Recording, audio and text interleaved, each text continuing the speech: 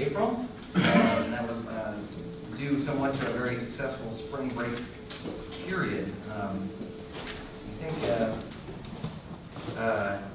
no, I'll say one more little bragging thing. I mentioned the AFTA committee. I'm also a member of a number of National Academies of Sciences research, transportation research committees, and I just was in Washington, D.C. on Friday, participating in one of those committees, and I was put on a research panel, and I think this will really help PSTA, or I'm eager to learn more about it. It's a research panel looking at ways that transit agencies and transportation agencies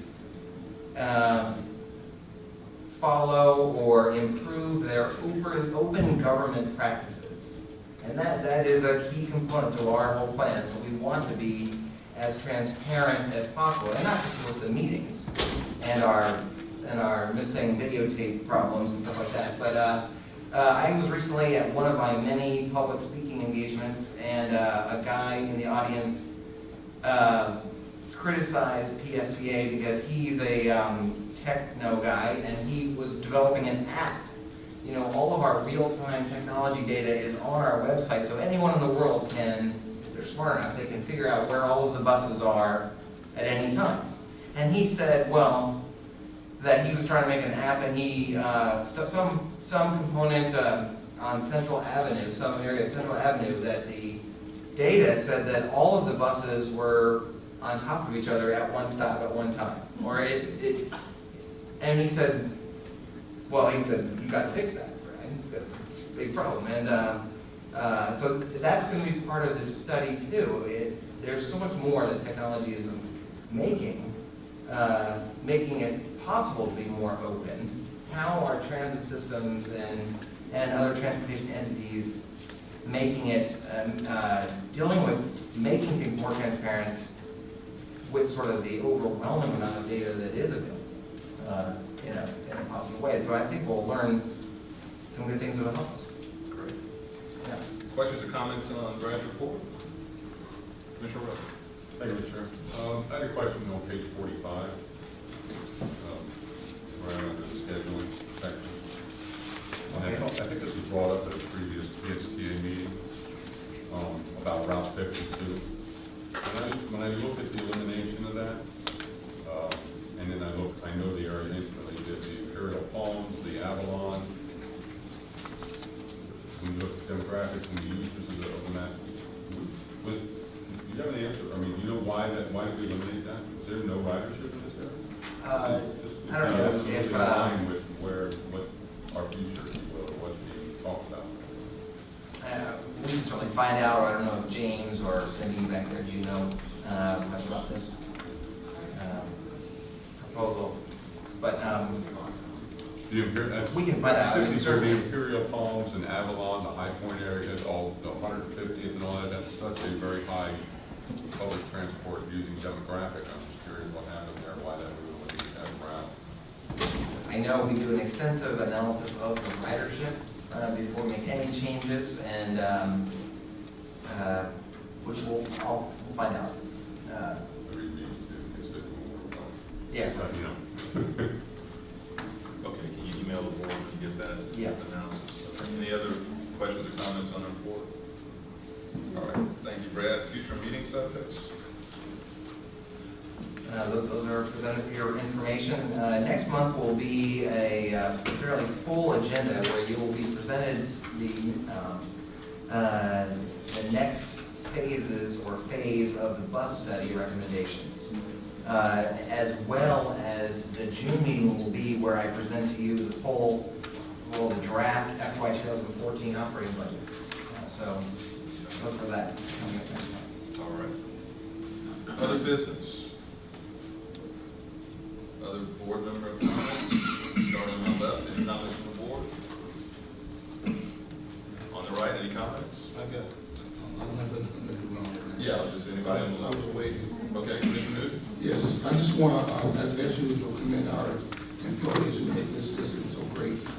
It's you that interface with the people, the writers of this record. breaking ridership day in and day out.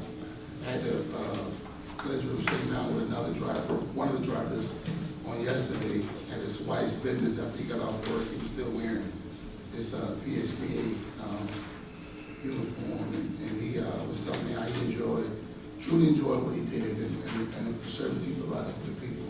So I want to thank all you guys. I know you've been already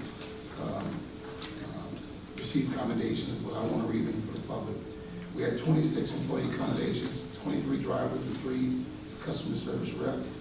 And bear with me when I hold up their name, but take that a little.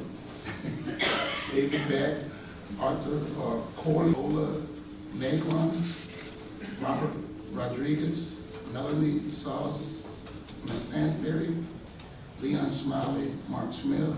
On this side? Okay, Commissioner Wards. Thank you, Mr. Chairman.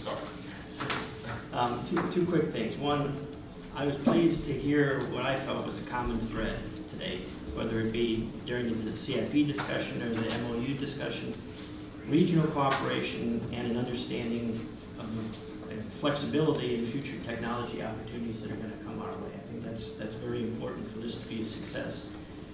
But I also am concerned too that there may be, that we have to reach out to the entire county to make sure that everyone understands, because if there's a perception that it's per one group versus another, the voters are not going to vote for it. And in that particular case, everybody loses. So I think what needs to make sure is that as this process evolves and continues, that everybody gets a say in it, and everybody gets involved as much as possible. I think that's critical to overall success. I mean, this has been discussed for many, many years, and if it doesn't get passed, for whatever reason, there will be light rail, and we'll have to go through other opportunities and looking for funds. So I think it's critical to make sure that everybody gets to the table. It's not just planners, it's not just committees, it's everybody. Thank you. Commissioner Mercer, that has to be part of our mindset going forward, and I don't think we can say that enough. We had a presentation in one of these boards where the top part of the county was actually cut off on the map, and that was just kind of to make a slide fit. It was for no other reason, but that kind of message can't go out. So it just has to be part of our mindset going forward. It has to be a countywide approach whenever we're talking. Okay, any other comments from this side? Okay, seeing none.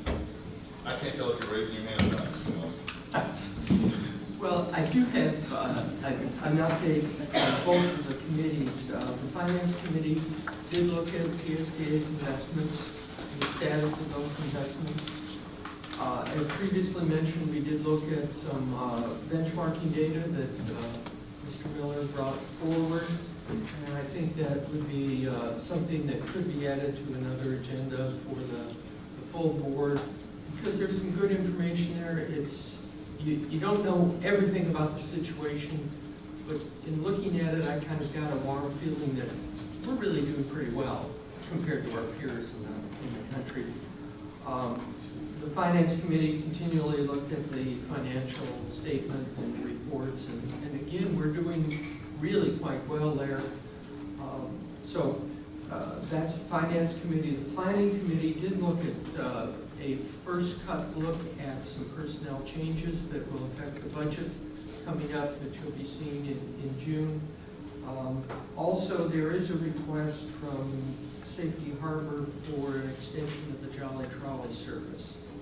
And I think, at least I've received several letters of interest for that, and I believe that the our CEO did respond back to most of those people with here's the status of that. So those are two items that didn't come up. So Thank you, Mr. Secretary. Anything else for the good of the order? Thank you all for a great meeting. We're adjourned.